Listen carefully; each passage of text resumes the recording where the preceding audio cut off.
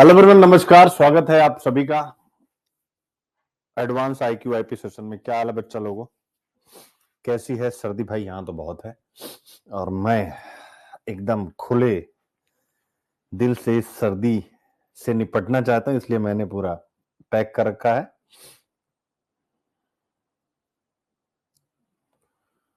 हाँ हाँ मीनल, कोई दिक्कत नहीं। ओके, अंजनी, गुड्डू, नम्रता, ईशा, शु, फुलमती, रानी, सपना, जतन, नीतीश, अम्बेश, प्रतिष्ठा, मीनल, राजपारा। क्या हाल है भाई, कैसा हाल है? नगमा, हुडा,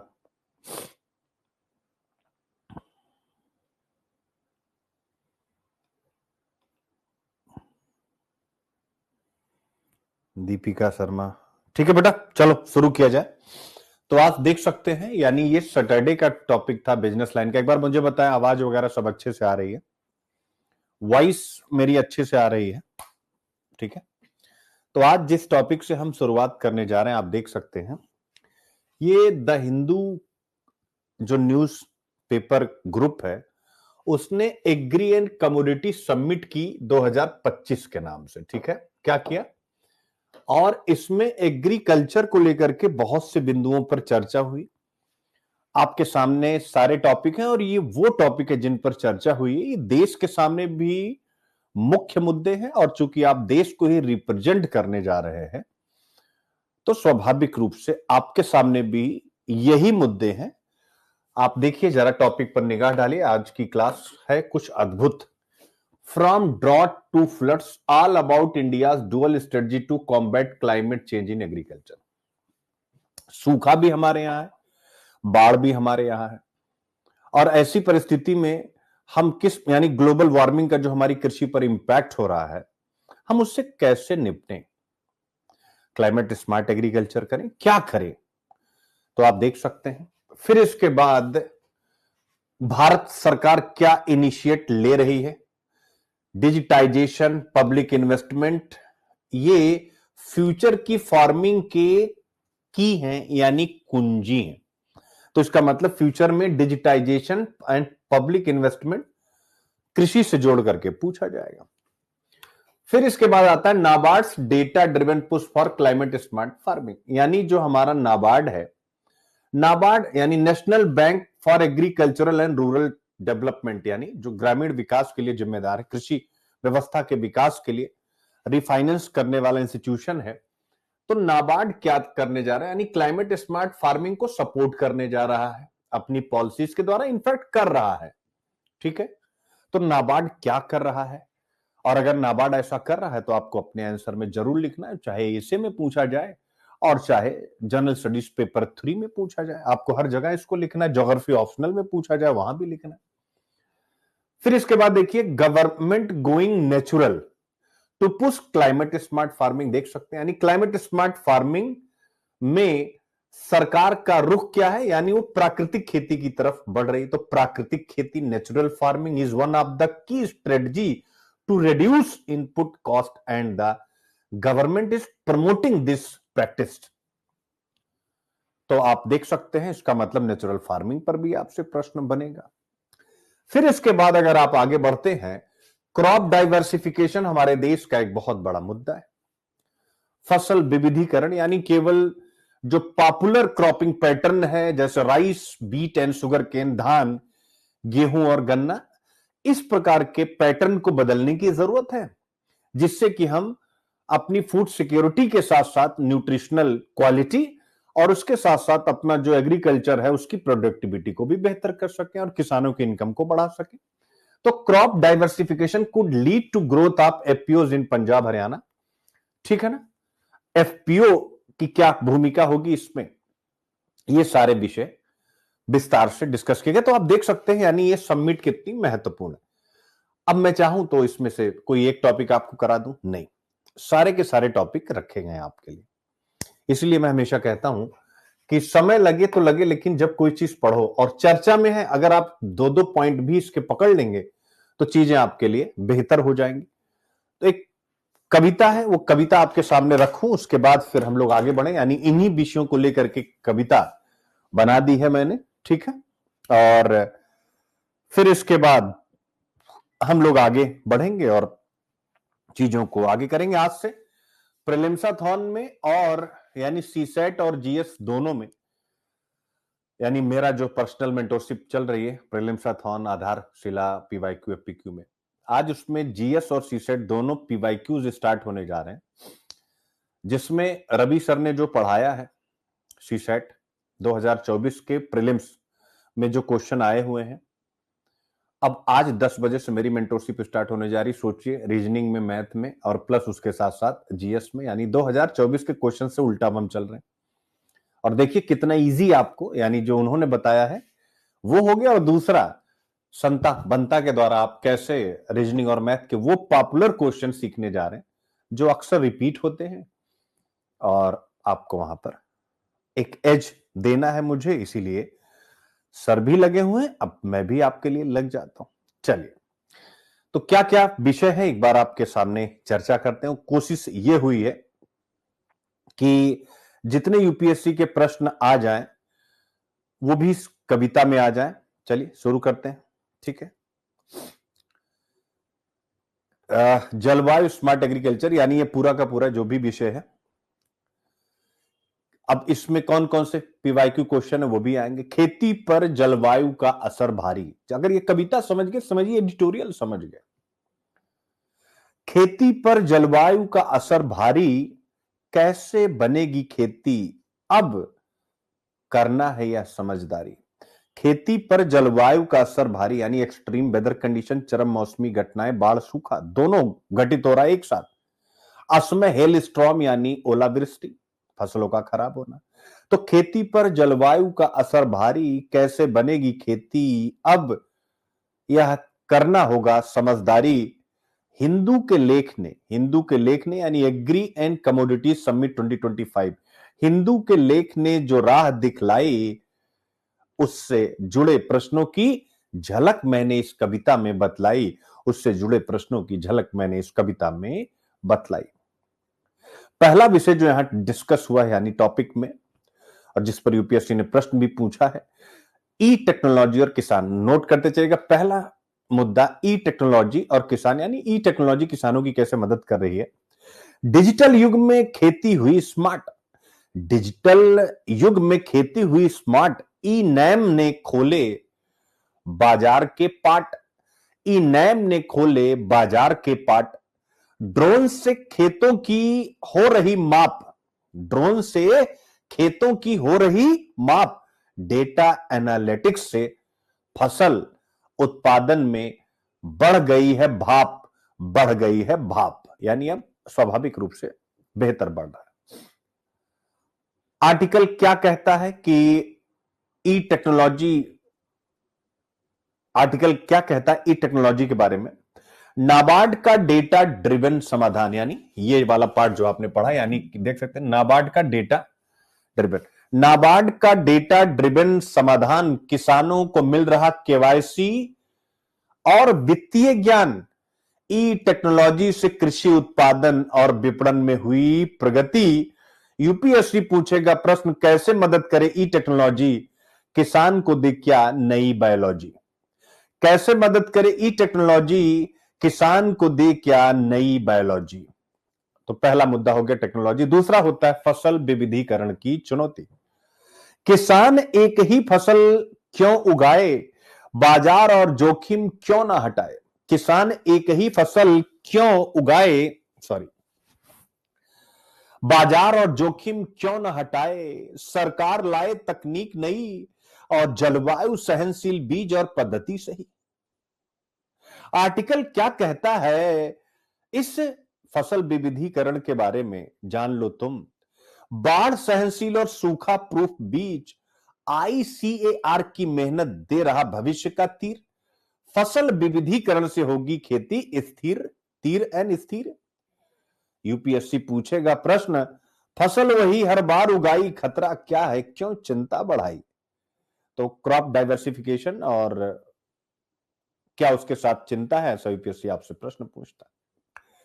अब दूसरा विषय आता है, यानी तीसरा विषय जो डिस्कस हुआ, विज्ञान और कृषि का संगम, यानी हम एग्रीकल्चर में साइंस को कैसे ला रहे हैं। ड्रोन उड़ते मृदा की जांच करते, ड्रोन उड़ते मृदा की जांच करते, स्मार्ट सिंचाई और बायोटेक्नोलॉजी बढ़ते, वैज्ञानिक बीज और एआई की तकनीक खेती को दे रही नई ऊर्जा, वैज्ञानिक बीज और एआई की तकनीक खेती को दे रही नई ऊर्जा की सीख, तकनीक और सीख। आर्टिकल इस बारे में क्या कहता है, ड्रोन और सोलर पंप से खेतों में क्रांति, शोध और नवाचार से जलवायु स्मार्ट खेती में हो रही है एक अगली क्रांति। अब प्रश्न क्या पूछेगा यहां से, खेती में विज्ञान की क्या भूमिका, कैसे बदले कृषि की परिभाषा। चौथा पॉइंट आता है जल प्रबंधन और सूक्ष्म सिंचाई, जिसमें चर्चा में है कि हमें कैसे वाटर मैनेजमेंट करना है एग्रीकल्चर में। हर बूंद की हो अब कदर, जलवायु संकट में बचाएगा यही रहबर, हर बूंद की हो अब कदर, जलवायु संकट में बचाएगा यही रहबर, ड्रिप और स्प्रिंकलर तकनीक खेती की होगी अब यह नई नीत, खेती की होगी अब यह नई नीत, यानी तकनीक और नीत। आर्टिकल क्या कहता है, माइक्रो इरिगेशन और वर्षा जल संचयन पर जोर, सौर पंप से भूजल पर निर्भरता का अब कम हो रहा है शोर, यानी अब सौर पंप से भूजल पर निर्भरता में कमी आ रही है, उसको कैसे हम आगे बढ़ाएं। प्रश्न आपसे पूछेगी यूपीएससी, सूक्ष्म सिंचाई का क्या है काम, कैसे बचाएगी यह जल और किसानों की जान। पांचवा पॉइंट जो चर्चा किया गया, फसल बीमा और कृषि सुरक्षा के ऊपर। किसान के सिर से चिंता हटानी होगी, प्राकृतिक आपदाओं से सुरक्षा दिलानी होगी, प्रधानमंत्री फसल बीमा योजना का सहारा, किसान को मिलेगा आत्मविश्वास दोबारा। आर्टिकल में यही बात कहा गया, प्रधानमंत्री फसल बीमा योजना ने दिया किसानों को वित्तीय सुरक्षा, फसल बीमा और जलवायु अनुकूल नीतियों के द्वारा की है उनकी रक्षा। अब इस पर क्या प्रश्न आपसे पूछता है, प्राकृतिक संकट का डर क्यों बढ़ा, फसल बीमा का सहारा क्यों ऊपर चढ़ा। छठा जो डिस्कशन हुआ, क्लाइमेट चेंज और स्मार्ट खेती का क्या संबंध है, जलवायु बदले किसान की राह भी, कैसे मिलेगी खेती को नई राह भी, प्राकृतिक खेती जैविक उर्वरक का प्रसार, खेतों में होगा टिकाऊ विकास का आधार। आर्टिकल में प्राकृतिक खेती और ग्रीन टेक्नोलॉजी का बढ़ा प्रचार, सस्टेनेबल खेती से जलवायु संकट का होगा उपचार, प्रचार और उपचार। प्रश्न क्या बनेगा, जलवायु बदलती खेती पर असर कैसे होगा इस संकट, कैसे किसान करेगा इस संकट को बेअसर, असर और बेअसर। अब आता है नाबार्ड की डेटा ड्रिवन रणनीति, किसान के लिए नाबार्ड लाया समाधान, डेटा एनालिसिस से खोला नया ज्ञान, फसल और वित्तीय योजनाओं का सही मेल, खेती होगी अब सफल खेल। ठीक है, यानी नाबार्ड का डेटा वेयर हाउस, उसने जो भी किसानी का डेटा रखा हुआ है, सिंपल सी बात। प्रश्न क्या बनेगा, कैसे मदद करेगा नाबार्ड, नया डेटा से क्या मिलेगा सशक्त सहारा। ठीक है, तो अब आते हैं अंत में, सरकार की नीति नाबार्ड का साथ, किसान को मिलेगा खेती में नया विश्वास, ड्रोन डेटा और जल प्रबंधन की राह, खेती का भविष्य अब निखारेगा आस, निखारेगा आस। ठीक है, तो बस इतना ही है, कोशिश की है कुछ नए ढंग से आप सबको रूबरू कराने की, क्योंकि इन कविताओं से आप थोड़ा बहुत भी सीख गए। तो 125 नंबर का निबंध पूछा जाता है, आपसे प्रश्न पूछा गया 2017 में, उसके बाद अभी तक नहीं पूछा गया कि भारत में अधिकतर किसानों के लिए कृषि जीवन निर्वाह का सक्षम स्रोत है या नहीं है। तो आपको बताना था कि अधिकतर किसानों के लिए कृषि जीवन निर्वाह का सक्षम स्रोत नहीं है। ठीक है, क्लियर बेटा।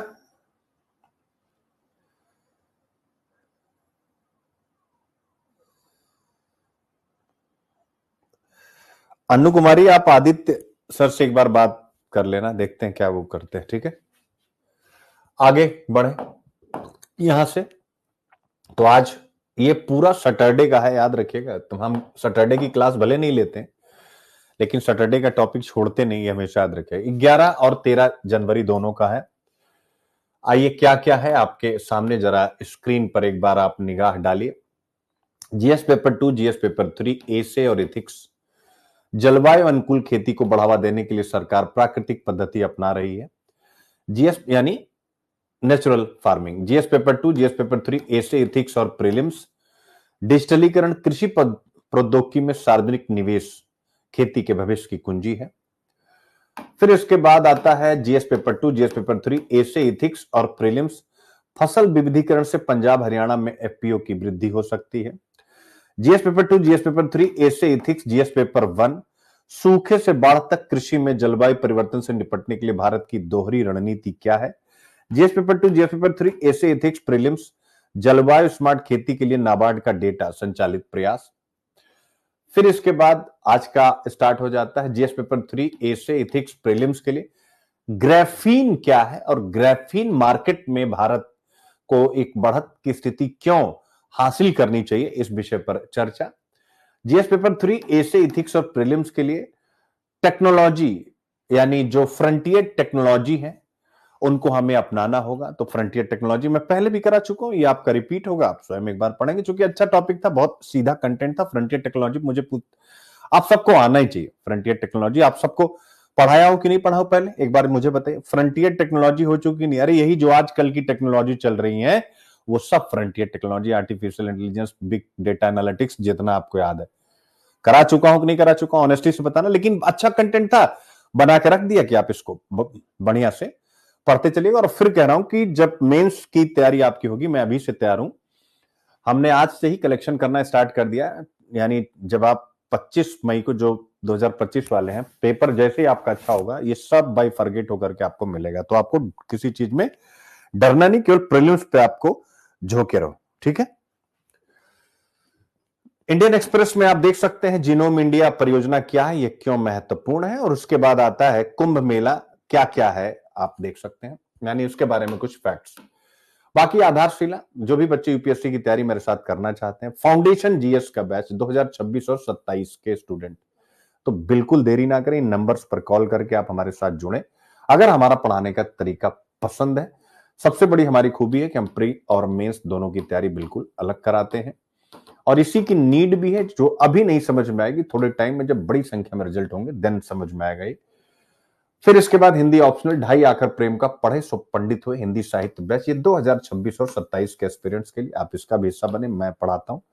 इसी प्रकार हिस्ट्री ऑप्शनल प्रबोधन बैच, आप इसका हिस्सा बने, यह मैं पढ़ाता हूं ऑप्शनल क्लास। अभिव्यक्ति पास, यानी अगर आप अभिव्यक्ति पास ले लेते हैं, यानी एडमिशन लेने के लिए पास आपको मिलता है, जो अगर आप लेते हैं तो हमारे यहाँ 2 वर्ष तक जितने भी कोर्स होंगे वो सारे कोर्स आपको मुफ्त में मिलेंगे, यानी 2 साल तक आपकी हर एक कोर्स में पहुंच होगी। तो मैं सभी बच्चों से कहूंगा जो मुझे फॉलो करें वो यही खरीदें, जिससे उन्हें बाद में कोई असुविधा ना हो। फिर इसके बाद अगर आपको अभिव्यक्ति पास लेना, अभिव्यक्ति लर्निंग ऐप पर आए, इन नंबर्स पर कॉल करके आप जानकारी ले सकते हैं। चलिए स्टार्ट करें। जलवायु अनुकूल खेती को बढ़ावा देने के लिए सरकार प्राकृतिक पद्धति अपना रही है, यानी अब एक एक डिस्कशन, जो जो पहले के टॉपिक थे वही चीज तो बार बार रिपीट हो रहा है, उसको बताने की जरूरत नहीं, यानी सभी टॉपिक आपके सामने हैं, ये सारे लग गए। अब मुद्दा क्या है, जो स्मार्ट बच्चे, देखिए मैं हमेशा चाहता हूं कि आप सब स्मार्ट बने। अगर इस पूरे टॉपिक को मुझे चंद शब्दों में समझाना हो तो क्या इसको हम इस तरीके से नहीं समझ सकते हैं? जो भी यहां लिखा हुआ, आपने क्या पढ़ा, पूरा टॉपिक ध्यान से समझिए। कृषि और कमोडिटी शिखर सम्मेलन 2025, ये द हिंदू ने किया। इसमें किन बातों पर जोर दिया गया? प्राकृतिक खेती, नेचुरल फार्मिंग। एक, क्या आप नेचुरल फार्मिंग नहीं पढ़े? मुझे बताएं, आप कहेंगे हां सर पढ़े।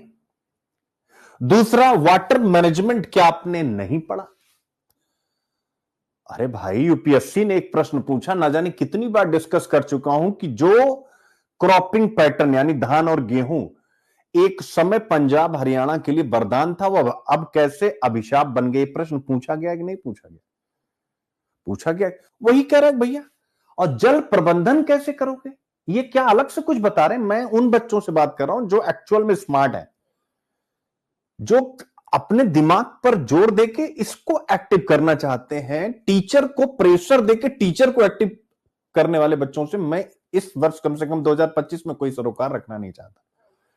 उसके पीछे रीजन ये है कि सिलेक्शन होना ही नहीं है। टीचर से आप कितना भी काम करें, जब तक आप नहीं करेंगे। अब मैं आपसे और सोचिए कि आप कर पाएंगे कि नहीं। अब जल प्रबंधन, मेरे बच्चे माइक्रो इरिगेशन, ये वही तो लिख रहे हैं ना कि भाई माइक्रो इरिगेशन, बस इतना ही, ड्रिप स्प्रिंकलर खत्म। अब आप सोचो कि माइक्रो इरिगेशन में कितनी बार कितना पढ़ा चुका हूं। तो इसका मतलब क्या होता है कि हर टॉपिक में जरूरी नहीं कि हम 100% लाइन बाय लाइन ही करते चलें। समय का सदुपयोग सबसे इंपॉर्टेंट होता है, जिसने समय का सदुपयोग नहीं किया। तो नेचुरल फार्मिंग आपको नहीं पता,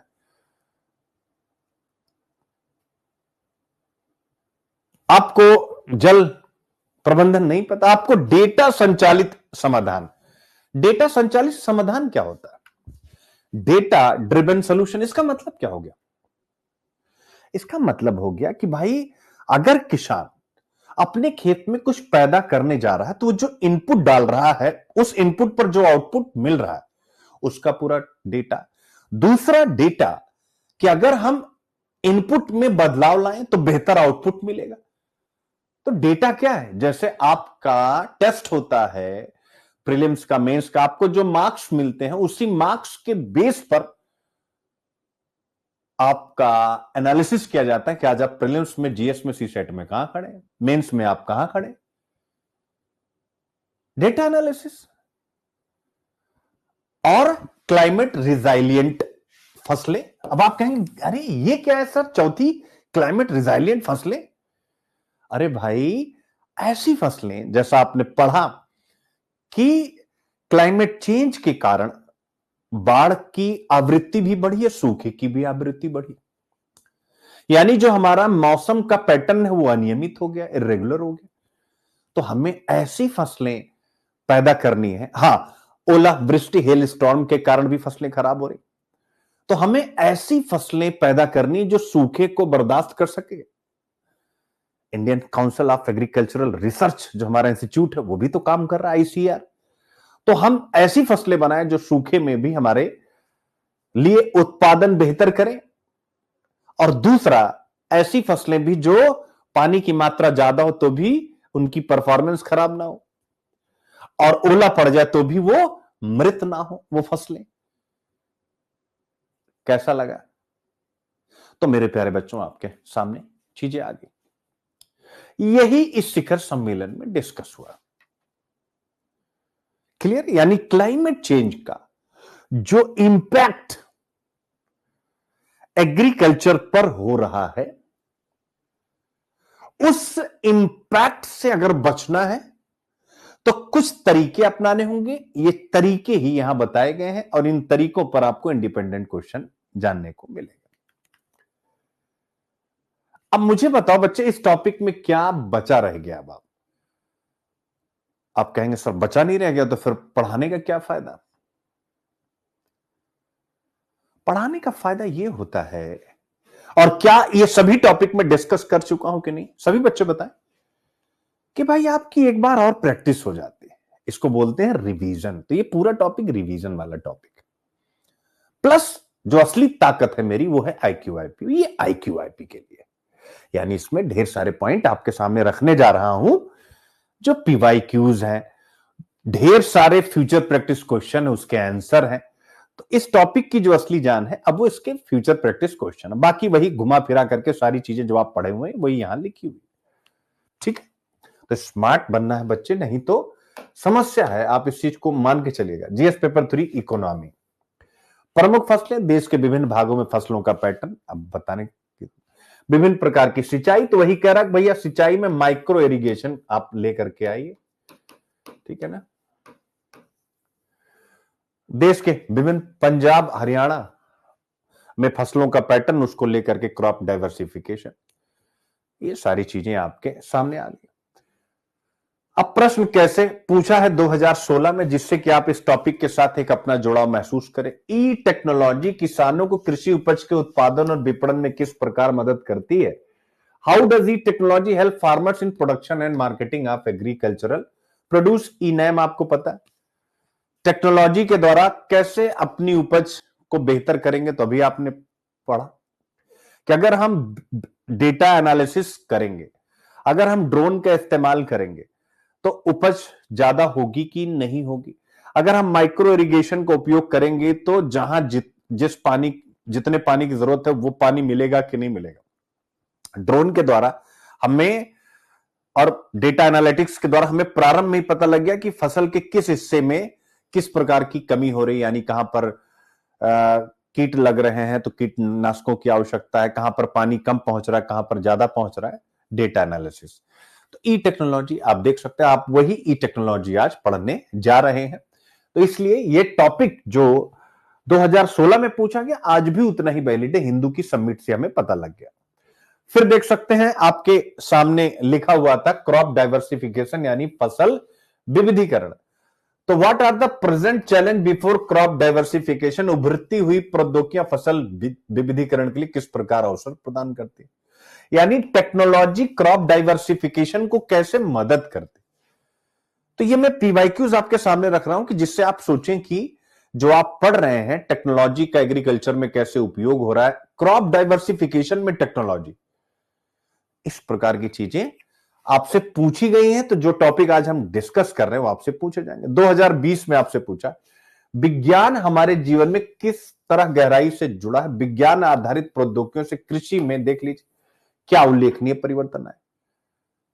how is science interwoven deeply with our lifes, what are the striking change in agriculture triggered off by the science based technology. विज्ञान के द्वारा, तो विज्ञान के द्वारा क्या आपने पढ़ा नहीं? तो सिंपल है, जो भी चीजें चर्चा में है हमारी जिम्मेदारी है कि उस पर हम एक मॉडल क्वेश्चन बना दें। यानी ये जो आप यहां देख रहे हैं ना, आपको लगेगा कि सर इसका आंसर बता दीजिए, वो सब मॉडल क्वेश्चन बने हुए इन्हीं क्वेश्चंस के बेस पर सब आपका सॉल्व होने जा रहा है। तो मेरी जिम्मेदारी यही होती है मेरे बच्चे कि जैसे होता ना, एक अध्यापक की भूमिका क्या होनी चाहिए, फैसिलिटी प्रोवाइडर, जो काम आप ना कर सकते हो वो मैंने आपको कर दिया। आपको प्रैक्टिस करनी है, खूब प्रैक्टिस करनी है। हाँ, डाउट हर एक मुझे दूर करना है, IQIP मुझे करना है, जो आप नहीं कर पाएंगे। बाकी कंटेंट तो पढ़ना, 21 साल की उम्र बहुत होती है यार, लेकिन हमारे अंदर एक डर है। 2016 भारतीय कृषि की प्रकृति की अनिश्चितताओं के प्रति संवेदनशीलता को देखते हुए फसल बीमा की आवश्यकता पर चर्चा करें तथा प्रधानमंत्री फसल बीमा योजना की मुख्य विशेषताओं पर प्रकाश डालें। ठीक है, अब प्रधानमंत्री फसल बीमा, आखिर फसल बीमा की आवश्यकता क्या आज ग्लोबल वार्मिंग के इस दौर में, क्लाइमेट चेंज के इस दौर में, एक्सट्रीम वेदर कंडीशन, चरम मौसमी घटनाएं, बाढ़, सूखा, ओलावृष्टि के इस दौर में फसल बीमा की अनिवार्यता और होती है। और प्रधानमंत्री फसल बीमा योजना उन सभी चिंताओं को अपने अंतर्गत शामिल करती है। इसके मेन फीचर्स आपसे पूछे हुए, तो अब आप प्रीलिम्स पढ़ें, जो पढ़ें आपको हर जगह मिलेगा। और इस कॉन्क्लेव में, इस समिट में भी इस विषय पर चर्चा है कि फसल बीमा की आवश्यकता है। क्यों? क्योंकि एक्सट्रीम वेदर कंडीशन है, चरम मौसमी घटनाएं। तो अब इस टॉपिक को छोड़िए, अगर अब आपको लिखना होगा भारतीय कृषि के सामने क्या चुनौतियां हैं और क्या समाधान हो सकता है, तो क्या इन पीवाईक्यूज के आधार पर आप चुनौतियां और समाधान नहीं बता सकते? जितना अभी तक मैंने डिस्कस किया, अभी इतने क्वेश्चन पर ही चलिए सिखाते हैं आपको। सीखना, ये मेरा काम है, आपको नई चीजें सिखाना। तो भारतीय कृषि की प्रकृति की अनिश्चितता, तो भारतीय कृषि के सामने सबसे बड़ी चुनौती क्या है, यानी भारतीय कृषि मानसून के साथ जुआ।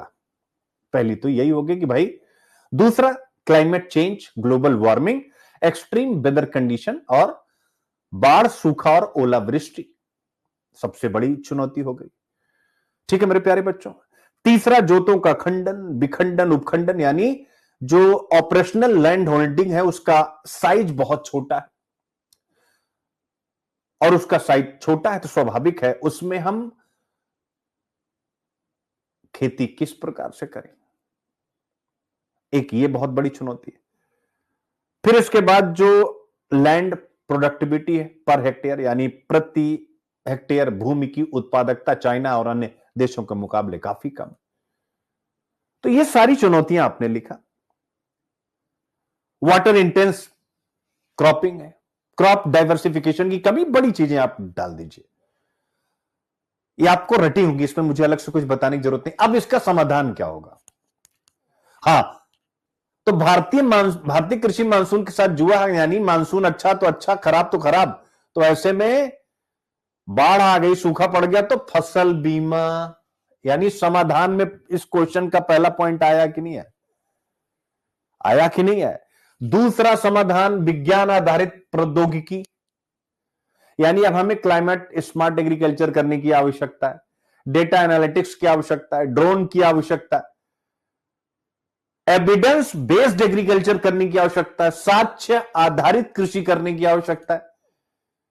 तो एविडेंस बेस्ड कैसे होगा? डेटा एनालिसिस के द्वारा ना, कि आपके उस पूरे क्षेत्र की कृषि का डेटा इकट्ठा किया जाए पिछले 10 वर्षों का, और फिर एक एनालिसिस निकाला जाए किस मंथ में पहले पैदा होता था, तब फसल की पैदावार अच्छी होती थी, अब क्या वैसी ही स्थिति है, या अब मौसम में बदलाव के कारण उस स्थिति में चेंज आ रहा है, चेंज आया है तो क्या उत्पादन का पैटर्न रहा, पहले पर हेक्टेयर कितने क्विंटल होता था, अभी कितने हो रहा, वो सारी चीजें। ठीक है, तो टेक्नोलॉजी इसकी सहायता कर रही है, आप देख सकते हैं। फिर जो चुनौतियां हैं, यानी भारत में वाटर इंटेंस क्रॉपिंग, जल गहन खेती, उसका समाधान, दूसरा समाधान फसल विविधीकरण है कि नहीं, क्रॉप डाइवर्सिफिकेशन है कि नहीं? आप कहेंगे बिल्कुल है सर। फिर उसके बाद हमने बताया कि पर हेक्टेयर उत्पादकता कम है, देख लीजिएगा, कृषि उपज का उत्पादन के बाद किसानों को अच्छी कीमत भी नहीं मिलती, विपणन। तो ई टेक्नोलॉजी, यानी अगला सलूशन हो गया समस्या का, पर हेक्टेयर प्रोडक्शन बढ़ाने के लिए ई टेक्नोलॉजी का उपयोग और ई नैम जैसी तकनीक के उपयोग के द्वारा बेहतर बाजार तक किसानों की पहुंच उपलब्ध कराना, जिससे उनके उत्पादन की अच्छी कीमत उनको मिल सके, बिचौलियों के बिना, मिडिलमैन के बिना। तो ये देख सकते हैं, यानी ये प्रश्न अपने आप में एक सलूशन है कि नहीं? एक बार कमेंट करो, सलूशन है कि नहीं, सीखा कि नहीं? आप स्वयं सोचो कि हम पीवाईक्यूज पढ़ते हैं तो कैसे पढ़ते हैं, ये पीवाईक्यू हो गया, ये नहीं, आप उनको अच्छे से पढ़ोगे, देख रहे हो आंसर निकल आया, यानी समस्या समाधान भारतीय कृषकों के सामने सीधा निकल आया। अब अगर आपको निबंध लिखना हो कि भारत में अधिकतर किसानों के लिए कृषि जीवन निर्वाह का सक्षम स्रोत है या नहीं है, तो स्वाभाविक यूपीएससी ने यह पूछा था कि नहीं है। तो नहीं है, क्यों नहीं है? तो जितने चैलेंज है वही चैलेंज तो लिखोगे, इसके अलावा पॉइंट कहां से लाओगे बबुआ, बताना जरा, बोलिए, आप पॉइंट कहां से लाएंगे? तो सबसे बड़ी बात होती है कि पीवाईक्यूज को अपना बनाने की कला, जो आज से प्रीलिम्साथॉन में, सोचो सीसैट लेके आ रहा हूं और कल सब ऐसे भर देना कमेंट एक तरफ से कि सर आपने दिमाग हिला डाला, आपने दिमाग हिला डाला, लाइफ हो गई, जो भी आप समझ लीजिए। तो इसका मतलब क्या पीवाईक्यूज पर मैं क्यों फोकस हो चुकी? कल की कविता, पीवाईक्यूज में मैं क्यों फोकस हूं? क्योंकि कल की कविता एक बार जरा सुना दूं, जिससे हर बच्चे तक ये पहुंच जाए और आज आप तक भी ये पहुंच जाए। समझ रहे हो? कविता कौन सी कविता है भाई? सुन लीजिए एक बार फिर से, आप लोग थोड़ा जोश आ जाएगा। क्या आ जाएगा? जोश आ जाएगा। ठीक है, क्या है कविता? ये मैं क्यों कर रहा हूं? तो कविता का टाइटल है मेरा, जो मैंने ग्रुप में पिन कर दिया हमेशा के लिए, फेल होकर दिखाओ। एक गुरु का अपने छात्रों को चुनौती है, फेल होकर के दिखाओ। शुरुआत की ललकार क्या है? तुम कहते हो हार मान लेंगे, तुम कहते हो कि डर जाओगे, तुम कहते हो प्रीलिम्स कठिन है, तुम कहते हो पिछड़ जाओगे, तुम मतलब सब बच्चे, पर मैं कहता हूं फेल होकर दिखाओ, पर मैं कहता हूं फेल होकर दिखाओ। मैंने अपनी रणनीति से तुम्हारी हर कमजोरी को पहचाना है। मेरी 3+1 प्रीलिम्स स्ट्रेटजी ने हर असंभव को संभव बनाना है। मेरी प्रीलिम्साथॉन टेस्ट सीरीज में हर सवाल तुम्हें सोचने पर मजबूर करेगा। प्री और पोस्ट एनालिसिस से तुम्हारा हर संदेह दूर होगा। मैंने आधारशिला रखी है तुम्हारी सफलता की नींव में। अब चाहो तो लाख बहाने बना लो, पर मैं तुम्हें असफल नहीं होने दूंगा। तुम चाहे रातें जगा लो, चाहे आलस का पर्दा डाल लो, चाहे बहानों का जाल बुन लो, पर मैं तुम्हें पीछे नहीं हटने दूंगा। तुम्हारा हारना चाहो तो हार नहीं पाओगे, तुम हारना चाहो तो हार नहीं पाओगे, क्योंकि मेरी रणनीति से तुम हर प्रश्न को मात दोगे, हर परीक्षा को पार कर जाओगे। तो बोलो, हार मानते हो या जीत के लिए तैयार हो? क्योंकि मैं तब तक नहीं रुकूंगा जब तक तुम्हारी विजय तय नहीं हो। अब आओ, कोशिश करके देख लो, फेल होकर दिखाओ। ये कविता मैंने ग्रुप में टैग की हुई है। ये क्यों? आप सोचिए, सीसेट की क्लास कितनी अच्छी चल रही है, आप बहुत खुश हैं, बहुत अच्छे से कर रहे हैं, लेकिन अब मेरा एक्सपीरियंस अब उस सीसेट के साथ जुड़ जाएगा। ज्योग्राफी क्लास बहुत अच्छी चल रही, अब लेकिन उसके साथ, उसके डाउट के साथ मेरा एक्सपीरियंस जुड़ जाएगा, और मैं एक्सपीरियंस यानी पीवाईक्यूज आज, और एक प्रश्न प्रतिदिन। जरा ध्यान से समझिए, यानी आज जो 10 बजे से मैंने चैलेंज रखा है मेरे प्यारे बच्चों, एक क्वेश्चन बस, ज्यादा नहीं, यानी 2024 का कोई एक क्वेश्चन पर डे। और जो रवि सर आपको पढ़ा चुके हैं वही लूंगा मैं, ऐसा कोई नहीं लूंगा जो रवि सर ने ना पढ़ाया। जो टॉपिक यानी आपने पढ़ा है, रवि सर ने पढ़ा है, आपने सीखा है, अब एक नया एंगल लो, संता बनता, और हंसते हंसते सीखो। सोचो, सीसेट में भी संता बनता, बापा रे बापा। बस इतना ही याद रखना कि नवाचार मैं करता हूं, बाद में ये सब पॉपुलर होंगे 1-2 साल के अंदर, आप देख लेना, और फिर मुझे बताना, कल भर देना कि सीसेट में सर मजा आया कि नहीं। ऐसे ही एक एक क्वेश्चन जीएस का, लेकिन अभी सीसेट का 1 हफ्ते केवल सीसेट रहेगा मेरे प्यारे बच्चों, ठीक है? तो सीसेट की क्लास अब आप सोचिए चल रही है मेरी एंट्री पीवाईक्यू के द्वारा, जो रवि सर ने, यानी हम अलाइन है, जो रवि सर पढ़ाए, मैंने उनसे कहा भेजिए, तो उन्होंने 2024 का क्वेश्चन नंबर 57-58 मुझे भेज दिया कि ये मैं पढ़ा चुका हूं। अब उन्हीं में से एक क्वेश्चन कैसे आपको खेलना सिखाता हूं, यानी अगर कुछ रह भी गया तो मेरे एंगल से आप उसको सॉल्व कर लीजिए। आप कहेंगे सर आपको तो रीजनिंग मैथ आती नहीं। हमको नहीं आती, लेकिन हमको टेक्नोलॉजी बहुत अच्छे से यूज करनी आती है, और टेक्नोलॉजी पे मैं पैसा खर्चा करता हूं, फ्री वाला टेक्नोलॉजी यूज नहीं करता, तगड़ा पैसा तो ऑब्वियस है नहीं, लेकिन तब भी तगड़ा खर्चा करता हूं, यानी संसाधनों से समझौता नहीं होना चाहिए, नहीं तो लड़ाई हो नहीं पाई। तो जब यार एआई बेस्ड, ध्यान से समझना, ये मैं तुम सब सरकारी स्कूल में पढ़ने वाले बच्चे, मैं भी वहीं से हूं, तुम्हारे लिए एक ताकत बन के मैं उभरा हूं। टेक्नोलॉजी का जैसा यूज मैं कर रहा हूं, एक बार कमेंट करो कहीं भी आपको ऐसा यूज होता हुआ दिख रहा हो, क्योंकि लोग अपने लिए यूज कर रहे हैं पढ़ाने के लिए, और मैं आपके लिए यूज कर रहा हूं। हर चीज बताता हूं कि नहीं, डे 1 से बताता हूं कि नहीं। तो जब तुम पढ़ते हो कि एआई जटिल से जटिल डेटा सॉल्व कर रहा, मेरे लिए नहीं, एलन मस्क की कंपनी के लिए, माइक्रोसॉफ्ट की कंपनी के लिए, तो तुम्हारे लिए ऐसे डेटा सॉल्व करना उसके लिए कितना आसान काम है, और वो भी नए नए तरीके से मैं डालूंगा तो मुझे बताइए आप। हाँ, तो इसीलिए, अरे मेरी बात मत मानो, तुम्हारे मन में आएगा सर आप कैसे पढ़ाएंगे, आपको तो रीजनिंग मैथ आती, भैया रीजनिंग आती है, मैथ नहीं आती। मैं ऑनेस्टी से एक्सेप्ट कर लेता हूं, कॉम्प्रिहेंशन मैं ही पढ़ाता हूं सीसेट में, बेस्ट टू बेस्ट, आप सबको पता है। तो इसका मतलब आज से वो जो आर्टिफिशियल इंटेलिजेंस समाधान कर रहा है किसका, एलन मस्क की फ्यूचर टेक्नोलॉजी के डेटा को वही तो एनालिसिस कर रहा है, वो कितना कर पाएंगे। तो आपके सीसेट की तो मैं धज्जी उड़ाने जा रहा हूं बेटा, धज्जी मतलब समझते हो, और कल कमेंट करना कि सर धज्जी उड़ी कि नहीं उड़ी, ये मत समझना ऐसे ही मैं बस उठाया क्वेश्चन डाल दूंगा। मैं पिछले 15 दिन से प्रतिदिन, और ये मत समझना आप अभी कहोगे सर रवि सर ने तो अभी आपको 57-58 नंबर क्वेश्चन भेजा, नहीं, मैं सॉल्व कर चुका हूं क्वेश्चन पहले ही, मैंने बहुत से क्वेश्चन बना के रखे हैं, लेकिन उन्होंने मुझे मना किया कि जो मैंने पढ़ाया तो मुझे अच्छा लगा कि भाई हम लोग अलाइन होकर चलेंगे तो और अच्छे से हम लोग सीख पाएंगे, नहीं तो आपको नई चीज आ जाएगी तो आप एकदम चौंक जाएंगे। तो मेरे बच्चे पिछले 15 दिनों से मैं यही जुगत लगा रहा हूं कि कैसे करूं कि तुम्हें इस बार किसी तरीके से पास करा ही ले जाऊं, क्योंकि अगर प्रीलिम्स नहीं हुआ तो सब बेकार, सब कुछ बेकार है, मैं सच कह रहा हूं। प्रीलिम्स नहीं हुआ, आप क्या हैं क्या नहीं है, ठीक है? तो ये एक बहुत बड़ा इश्यू है। नहीं बेटा, ये सीसेट का कोर्स नहीं, वो तो रवि सर पढ़ा रहे हैं, आप टीम से बात करके कनेक्ट हुए, ये मेरी मेंटोरशिप चल रही है, ये कोर्स नहीं बेटा, ये प्रीलिम्साथॉन में मेरी 24x7 मेंटोरशिप है। ठीक है, जो बच्चे प्रीलिम्साथॉन आधारशिला इनमें है वो 24 घंटा मुझसे डाउट पूछ रहे हैं। नहीं तो आप एक बार बच्चों एक बार कमेंट करो, क्या मैं 24x7 डाउट सॉल्व कर रहा हूं कि नहीं कर रहा हूं। ये सब बताना जरूरी, क्लास चलती रहेगी यार।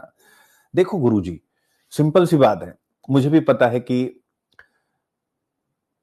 कुछ लोगों के मन में आएगा कि ये इधर उधर की बात। बेटा ये उधर उधर की बात नहीं है, रिजल्ट प्रीम नहीं है और आपकी समझ नहीं डेवलप है, आप पढ़ते रहिए, सालों से लोग पढ़ रहे हैं गुरुजी, समस्या है, कुछ हो ना रहा है। तो इसलिए अब नए ढंग से अपन को काम करना है और ऐसे ही हर एक प्रश्न से, यानी मैंने जो वार्ता ये की है प्रीलिम्साथॉन की, वो इसी वार्ता का हिस्सा है कि कैसे आप देख सकते हैं ये क्वेश्चन ही अपने आप में आंसर बन गए मेरे प्यारे बच्चों। अब एक पॉइंट और, एक आंसर और, जल उपयोग दक्षता, वाटर यूज एफिशिएंसी, क्या यही बात आज के एडिटोरियल में डिस्कस है कि नहीं, कि भैया जल को दक्षता से उपयोग करो, यानी वेस्ट ना जाए जल उपयोग। और जल उपयोग दक्षता, माइक्रो इरिगेशन, कितनी बार पढ़ा चुका हूं, एक बार कमेंट कर दीजिए। जल उपयोग दक्षता क्या है, यानी पानी का बेहतर उपयोग, मैनेजमेंट, और उसमें माइक्रो इरिगेशन की भूमिका। आप देख सकते हैं यही टॉपिक में भी डिस्कस है। वाटर इंटेंस एग्रीकल्चर हम कर रहे हैं। फिर आता है मॉडल क्वेश्चन। प्रियंका कह रही है कि यस सर, आज तक मैंने ऐसा डाउट सेशन नहीं देखा जैसा आप करा रहे हैं।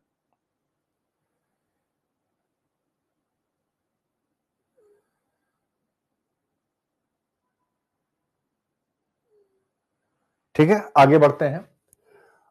मॉडल क्वेश्चन आपके सामने आता, भारत में जलवायु परिवर्तन और कृषि, जलवायु स्मार्ट खेती के लिए रणनीतियों का विश्लेषण। आप देख सकते हैं तो बहुत सी चीजें, आगे और भी क्वेश्चन है।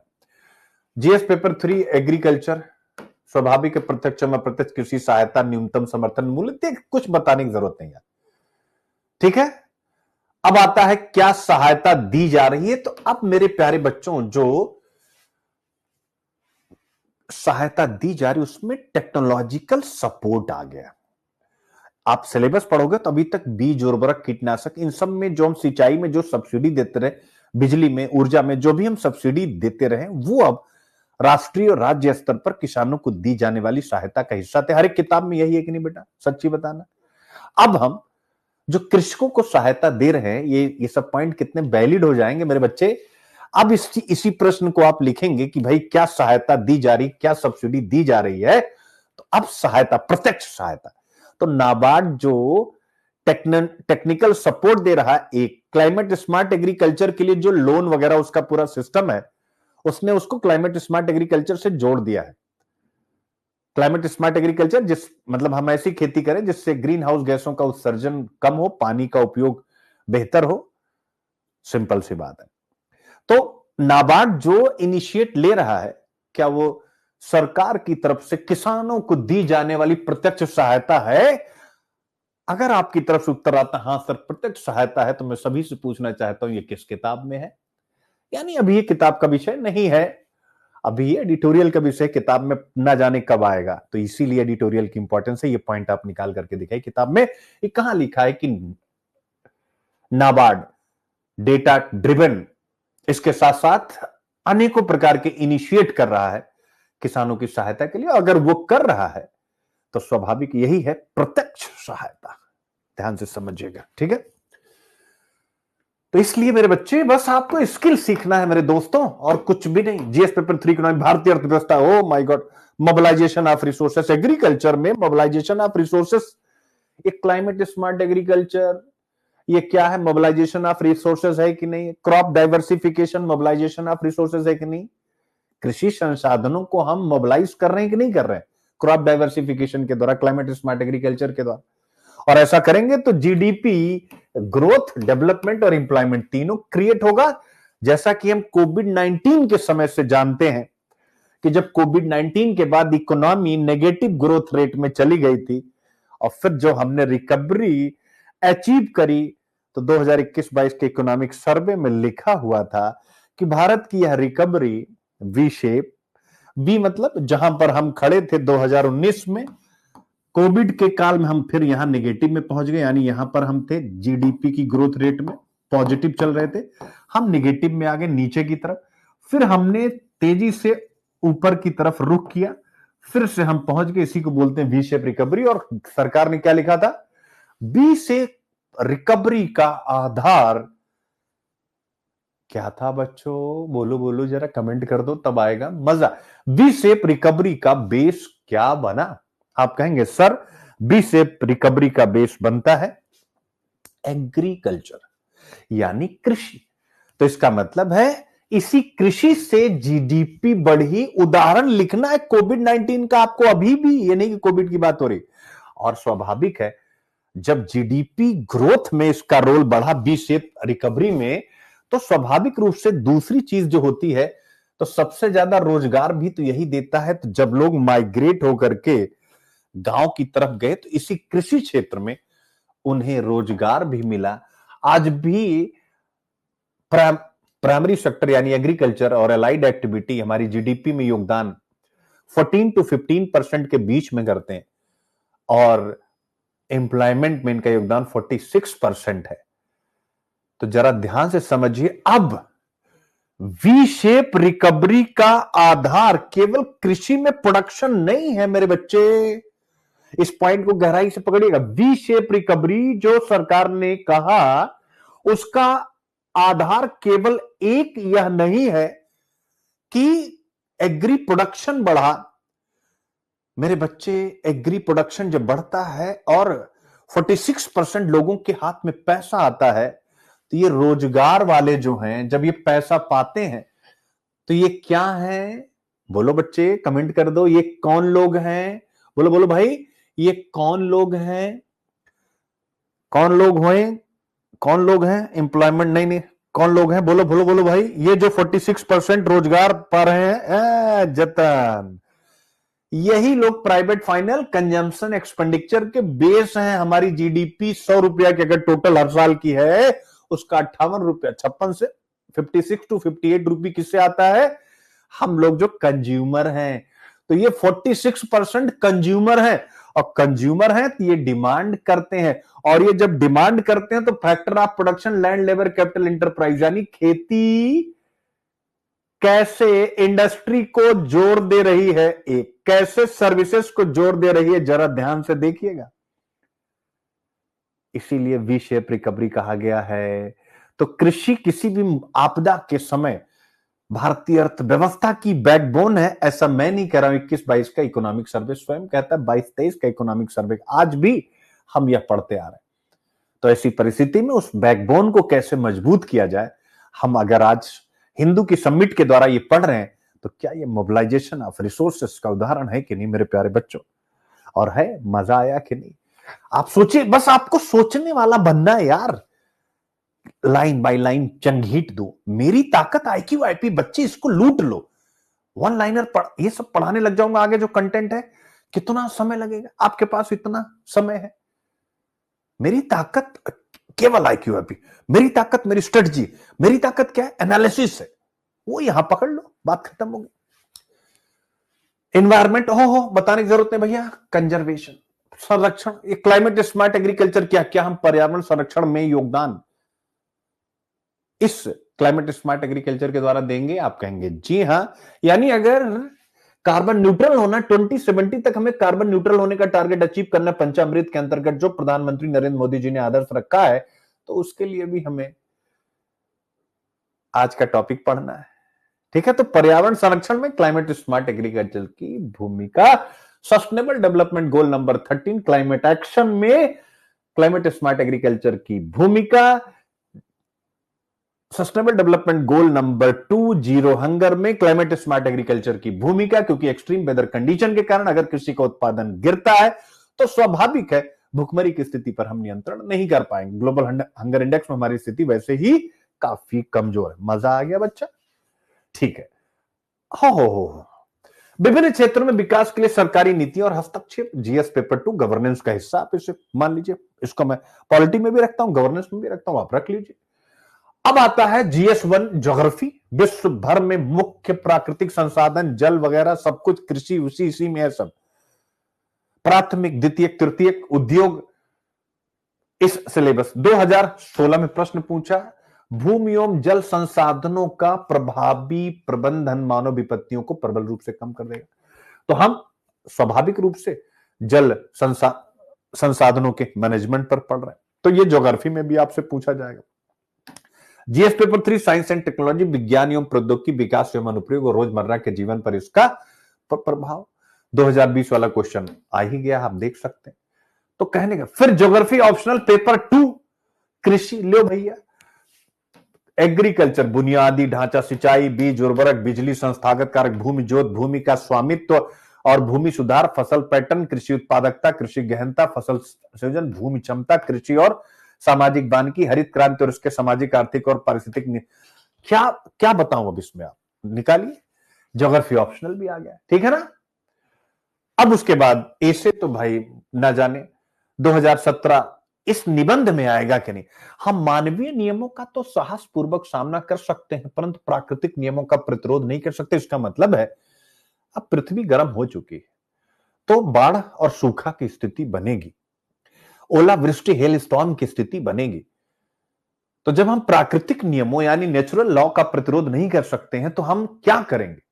हम उसके प्रभाव को मिटिगेट करने की कोशिश करेंगे, समित करने की कोशिश करेंगे, नियंत्रित करने की कोशिश करेंगे, और उसका प्रभाव कृषि क्षेत्र पर ना पड़े, प्राइमरी सेक्टर पर ना पड़े, जो हमारे इकोनॉमी की बैकबोन है।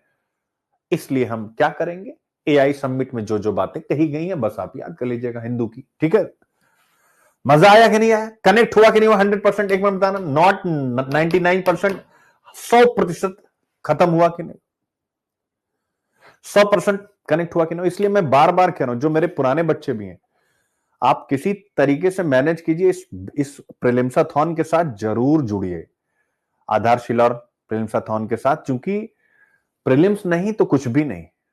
और जो नए स्टूडेंट मुझे फॉलो कर रहे हैं, आपको लगेगा कि यहां वहां से आप पा लेंगे, लेकिन आप विश्वास करिए, कंटेंट तो आप पा लेंगे, लेकिन जब तक आपके पास डेली मेंटर नहीं, मैं डेली सोचिए, मैं डेली, ये मत समझना 1-2 मिनट, 24/7 हर एक बच्चे के बाद, सोचो ये कैसे हो सकता है? एवरी टाइम हाथ में फोन है इस समय, एवरी टाइम हाथ में फोन है। Doubt solution, doubt solution. अब सोचो 10 बजे क्लास खत्म होगी, 10 बजे 2-4 मिनट आगे पीछे सी सेट का क्वेश्चन, उसका आंसर, संता बंता की कहानी, या नए नए रोचक ढंग से फिल्मों के अंदाज में, जैसे पुष्पा फिल्म। तो आज पुष्पा फिल्म के द्वारा सी सेट का क्वेश्चन सॉल्व कराऊंगा। जो बच्चे कह देंगे कि मुझे ये फिल्म पसंद है, उसी फिल्म के द्वारा उसको सॉल्व करवा दूंगा। अब हंसो अगर किसी को हंस सकता हो, लेकिन अगर किसी की समझ में आए कि यार कुछ लोग स्किल्ड होते हैं, तो फिर आप मानिएगा, ठीक है। अब आते हैं, छप्पर मरम्मत करने का समय तभी होता है जब धूप खिली हुई। इसका मतलब ये जो द हिंदू की सबमिट हुई है एग्रीकल्चर पर, क्या इस निबंध में 100% सही आ रहा है कि नहीं आ रहा है? यानी अभी हमारी स्थिति बेहतर है कृषि उत्पादन में, कृषि उत्पादकता में। अभी हमारी स्थिति बहुत कमजोर नहीं, यानी हम अपनी खाद्य सुरक्षा सुनिश्चित कर पा रहे हैं। तो ऐसे में जब स्थिति अच्छी हो, तभी हमें बुरी स्थिति की तैयारी कर लेनी चाहिए। इस प्रश्न का भाव यही है। तो ऐसे में अब समय आ गया है कि हम कृषि के सामने आने वाली चुनौतियों का समाधान, कौन सी चुनौती कौन सा समाधान, सब बता दिया हूं, 5-5, 6-6 ठो डाल दीजिए, ठीक है। 100% कनेक्ट हुआ कि नहीं हुआ गुरुजी लोगों? 100%, नॉट 99.9। मेरी क्लास में इसकी अनुमति नहीं है। फिर आगे बढ़ते हैं। There are better practices to best practice, यानी सर्वोत्तम कार्य प्रणाली से बेहतर कार्य प्रणालियां भी होती हैं। There are better practices to best practice, ठीक है। तो जो हमारी एग्रीकल्चर की प्रैक्टिस अभी चल रही बेस्ट है, हम उससे अच्छी प्रैक्टिस कर सकते हैं। और उससे अच्छी प्रैक्टिस में क्या क्या है? Climate smart agriculture, technology driven agriculture system, सारा जो मैंने 4-5 सॉल्यूशन बताए, वही 4-5 सॉल्यूशन यहां डाल करके और बता दीजिए कि परंपरागत ढंग से चलने वाली भारतीय कृषि व्यवस्था अपने आप में अच्छी है, बट उससे अच्छी व्यवस्था हो सकती है अगर ये 1 2 3 4 5 6 एग्री रिफॉर्म को हम ना केवल इंट्रोड्यूस करें, अपितु इस एग्री रिफॉर्म के एलिमेंट्स की चर्चा को हिंदू से निकाल करके गांव गांव की पंचायतों में लेके जाएं, लोकल बॉडीज के माध्यम से इसको इंप्लीमेंट करें। आप सोचिए, मैं एक पॉइंट आपके सामने रखना चाहता हूं, अगर यही अखबार मेरे अलावा, यानी हिंदू बिजनेस लाइन, मुझे लगता है इंडिया में बहुत कम लोग पढ़ते होंगे, अगर यही हिंदू बिजनेस लाइन अखबार हमारे एमपी और एमएलए बंधु पढ़ रहे होते तो, अब ये मत कहिएगा कि मैं उनपे किसी प्रकार से हास्य टिप्पणी कर रहा हूं, नहीं, पढ़ने का मतलब जरूरी नहीं कि अगर वो पढ़ाई नहीं किए हैं या कम किए हैं तो आप उसको पढ़ नहीं सकते। अरे वो अपने लिए असिस्टेंट रख सकते हैं भैया, जनप्रतिनिधि हैं, एक किसी एक बच्चे को रोजगार भी उनके यहां मिल जाएगा। और अगर इन मुद्दों को वो पढ़ते कि अच्छा यार, एग्रीकल्चर किसानों के लिए ये चीजें जरूरी है, सरकार दे भी रही है, बट यार जब हम ही को नहीं आता है इतना ज्यादा, ऑब्वियस है अपनी कमी, जैसे मैं कहता हूं आई एम बिग जीरो, यार जब हमको नहीं आता है तो यार ये जनता, ये जो हमारे पास, इनको कहाँ आएगा। अरे यार चलते हैं पंचायत में, और पंचायत के माध्यम से लोगों को जागरूक करना, कैसे छोटे छोटे खेतों को इकट्ठा करना, सामूहिक खेती,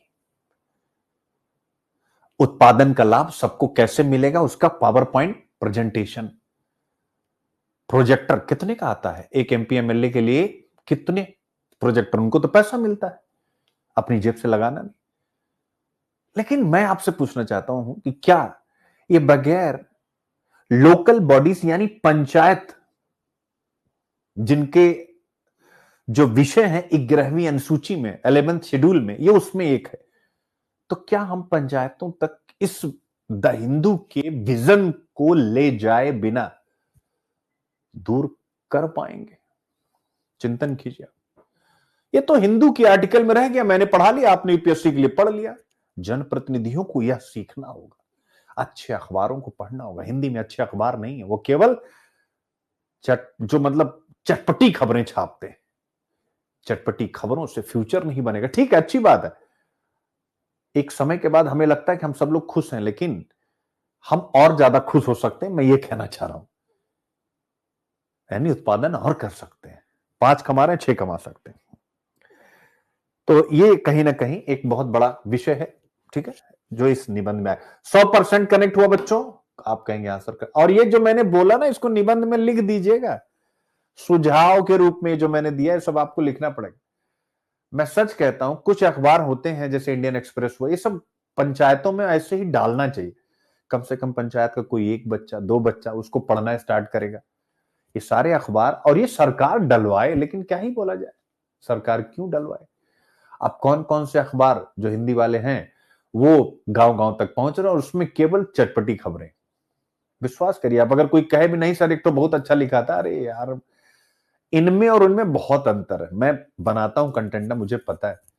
आप उठा करके देख लो यूपीएससी का या किसी भी एग्जाम का, कोई भी टीचर कभी उन अखबारों को हाथ भी लगाता हो, आप विचार कीजिए। वो पॉपुलर हैं, बहुत बड़े, ऑब्वियस मीडिया के चतुर्थ स्तंभ है, मेरा सबको सैल्यूट है, मेरा किसी, लेकिन मैं जो कहना चाह रहा हूं वो उसका एसेंस आप लोगों को समझना, ठीक है। तो बस यूपीपीसीएस हो गया। अब सेम यूपीपीसीएस में एग्रीकल्चर, ये पूरा यूपीपीसीएस यूपीएससी एक ही है। GS paper 2 Bihar PCS mains में देख सकते हैं क्या भाई इसमें आएगा कि नहीं, ठीक है। भारतीय अर्थव्यवस्था, भारत का भूगोल और role of impact of science and technology in the development of India, क्या इन दोनों में एग्रीकल्चर वाला ये पार्ट आएगा कि नहीं आएगा। और बिहार पीसीएस मेंस की क्लास ले ही रहा हूं, जो हमारा बीपीएससी का इस बार 70th बीपीएससी का मेंस का चल रहा है, उसमें ये सब कराऊंगा, ठीक है, टेंशन नहीं लेना। झारखंड पीसीएस देख सकते हैं, paper 5 economy. Rajasthan PCS paper 1 economy, देख सब में लगा दिया। यूपीपीएससी सिलेबस ए से आप देख सकते हैं, कृषि, कृषि से जुड़े मुद्दे सीधा यहां से यह महत्वपूर्ण टॉपिक बन करके आता है। 2023 में यूपीपीसीएस में पूछा भी गया, new possibilities in the agriculture sector, यानी कृषि क्षेत्र में नई संभावनाएं। मेरे प्यारे बच्चों देख सकते हैं आप, तो कृषि क्षेत्र में नई संभावनाएं क्या है, जरा मैं आप सबसे पूछना चाहता हूं, क्या ये जो मैंने, ये जो द हिंदू की सबमिट हुई हु बहू अगर आप लिख देंगे, हु बहू, नॉट कि मेरे जो उसमें डिस्कस, जो मैंने 4-5 पॉइंट आपको बताया स्टार्टिंग में, जो अंदर डिस्कस है, क्या ये सब के सब यहां 100% लग जाएंगे कि नहीं? एक भी पॉइंट, यानी नई संभावना, new possibilities in the agriculture, कि भाई जो हमारे चैलेंज है, इन चैलेंज को दूर करने के लिए सारी संभावनाएं, यानी technology driven economy, technology driven agriculture. मजा आवा कि नहीं मजा आवा? ठीक है बेटा। तो आप लोग, यही तो मैं सिखाना चाह रहा हूं कि देखो मेंस में पूरा रच के बैठा हूं, और आज सीसेट का एनालिसिस देखने के बाद अब आप सबको और लगाव होगा मुझसे। कैसे? कि यार जिस एरिया में इसका एक्सपर्टाइज कम है, कॉम्प्रिहेंशन में 1 नंबर बेटा, उस तो मैं दुनिया में किसी को भी चैलेंज कर सकता हूं। मतलब मैं मैथ और रीजनिंग की बात, यार उसमें भी ये बंदा इतना अच्छा कंटेंट बना लेता है। अच्छा का मतलब आंसर निकाल देना नहीं बेटा, अच्छा का मतलब बाल भाव से आप तक वो सारी चीजें पहुंचा देना। एक बच्चा, जैसे छोटा बच्चा समझता है ना कक्षा 1, 2, 3 में, वैसा ही आपको समझाऊंगा अभी। अगर मैं समझा ले गया, मैं नहीं कहूंगा कि मैं, अब तो आज आप लोग वर्डिक्ट देंगे आज और कल में, लेकिन अगर समझा ले गया तब तुम्हारे दिमाग में 200% घुस जाना चाहिए कि यार ये आदमी सही कविता लिख के चिपकाया हुआ है कि फेल नहीं होने देंगे, क्योंकि ये मेंस में क्या करेगा जिसका ये भयानक रूप से एक्सपर्ट है। समझ रहे हैं? तो आप सोचिए, और हर एक बच्चे को सोचना है इकोनॉमिक्स आपका किस लेवल पे रहा होगा मुझसे जुड़ने के पहले, और आज आप इकोनॉमिक्स में किस लेवल पर खड़े हैं। अगर ये आप सोच पा गए तो आपको ये मजा आएगा कि मेंस में रेवोल्यूशन कर दूंगा 10 दिन के अंदर। आप सब रेडी हो रहा गुरुजी लोगों, यानी 25 मई को बताओगे, 10 दिन में सब खत्म, यानी पूरा कंटेंट आपके हाथ में, और केवल लिखना है और केवल मुझे दिखाना है। केवल लिखना है, दिखाना, लिखना है, दिखाना, लिखना है, दिखाना, लिखना है, दिखाना। मेरे बच्चों, मतलब अगर प्री निकला तो समझ लो मेंस की 200% की अब की बार गारंटी है, क्योंकि मैं ऐसा प्लान करके चल रहा हूं जिससे वो 3 महीना केवल मैं मेंस पर फोकस रहूंगा, और हमारी टीम की क्लासेस लगेंगी जो बच्चे फाउंडेशन के हैं। ठीक है? भारतीय अर्थव्यवस्था में, यानी एग्रीकल्चर, देखिए भैया यूपी पीसीएस वालों, कृषि की भूमिका, बिहार पीसीएस, क्या आर्थिक मुद्दों में कृषि आएगा कि नहीं आएगा? और अगर आपसे पूछ लिया कि बिहार की कृषि को कैसे हम बेहतर करेंगे, स्वाभाविक है, तो क्या ये सारे सुझाव बिहार की कृषि में नहीं आएंगे? ये तो हर जगह की कृषि की चुनौतियां हैं। बिहार तो एग्री स्टेट है, कृषि राज्य है, तो ऐसे में वहां तो वो सारे सुझाव अपने आप आएंगे। और यूपीएससी 69 सॉरी बीपीएससी 69 में पूछ चुका है, कृषि व्यवस्था में सुधार कर देश के ग्रामीण अर्थतंत्र को सशक्त बना सकते हैं। Improving the agricultural system can support the rural, कर सकते हैं कि नहीं? तो कृषि व्यवस्था में सुधार कर देश के ग्रामीण अर्थतंत्र को सशक्त करने का मतलब का वो बच्चा, यानी कृषि में क्या चुनौतियां हैं, यानी चैलेंज है, सब आपको पता है, मैंने अभी बताया। फिर इसके बाद इसका समाधान क्या है, यानी समाधान बताया। अब अगर ऐसा कर गए तो ग्रामीण अर्थतंत्र का मतलब क्या होता है मेरे बच्चों? Rural economy. अरे रूरल इकोनॉमी का मतलब भी वही होता है जो ओवरऑल इकोनॉमी का मतलब होता है। यानी अगर ऐसा होगा तो क्या होगा? डिमांड और सप्लाई का रिलेशन बेहतर बनेगा। कैसे बनेगा? लोगों के हाथ में पैसा आ जाएगा, लोगों की इनकम बढ़ेगी, लोग खरीदेंगे, यानी रूरल इकोनॉमी चल पड़ी। यही वो आपसे पूछ रहा है। ठीक है? एक दूसरा, यहां का माल शहरों में बिकेगा तो स्वाभाविक इनकी इनकम और बेहतर होगी। तो कृषि व्यवस्था, वही जो मैंने पीछे पढ़ा है इसको मैं संक्षेप में बता रहा हूं, यानी समझ गए कि नहीं? ग्रामीण अर्थतंत्र यानी ग्रामीण इकोनॉमी, एग्री इकोनॉमी ना बच्चे। तो अगर एग्रीकल्चर सेक्टर मजबूत होगा तो लोगों की इनकम बढ़ेगी, इनकम बढ़ेगी, डिमांड करेंगे, डिमांड करेंगे, तो फैक्टर ऑफ प्रोडक्शन चल पड़ेगा, तो ये साइकिल चल पड़ेगा, और इसी साइकिल के माध्यम से हम इंडिया को 2047 में विकसित भारत बना पाएंगे। आप कहेंगे सर आप तो समझा देंगे, भाई आप यहां खड़े हैं, समझा दीजिए, हम लोग तो बच्चे, हम समझ लेंगे। हम कहेंगे नहीं बेटा, इसे हवा में नहीं समझाना गुरुजी। तो आप कहेंगे सर क्या आपके पास कोई डेटा है, कोई रिपोर्ट है जिसका जिक्र करके आप हमारे दिमाग में यह बात डाल सकते हैं, कृषि व्यवस्था में सुधार कर देश के ग्रामीण अर्थतंत्र को बना सकते हैं? हम कहेंगे जी हाँ। 12th 5 ईयर प्लान, 12वीं पंचवर्षीय योजना का ड्राफ्ट पेपर गूगल करके निकाल लीजिए। उसमें लिखा हुआ पिछले बेस ईयर पे, जो अभी वर्तमान 11-12 का बेस ईयर नहीं, उसके पिछले बेस ईयर,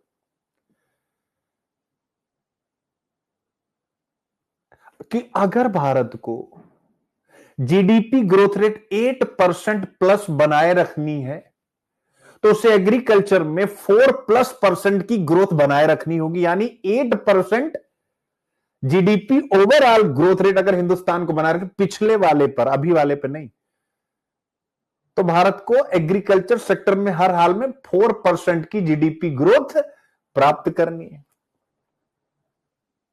अब समझ में आया कि सर ने तो 12th 5 ईयर प्लान का ड्राफ्ट ही रख दिया, जबकि प्लानिंग कमीशन और प्लानिंग अब खत्म हो चुकी। 12 पंचवर्षीय योजना, 12वीं पंचवर्षीय योजना में कहा गया था। तो इसका मतलब है अगर 12वीं पंचवर्षीय योजना यह तर्क दे रही तो यह सत्य है कि कृषि व्यवस्था में सुधार कर देश के ग्रामीण अर्थतंत्र को सशक्त बना सकते हैं। यानी उत्पादन बढ़ेगा तो जीडीपी बढ़ेगी।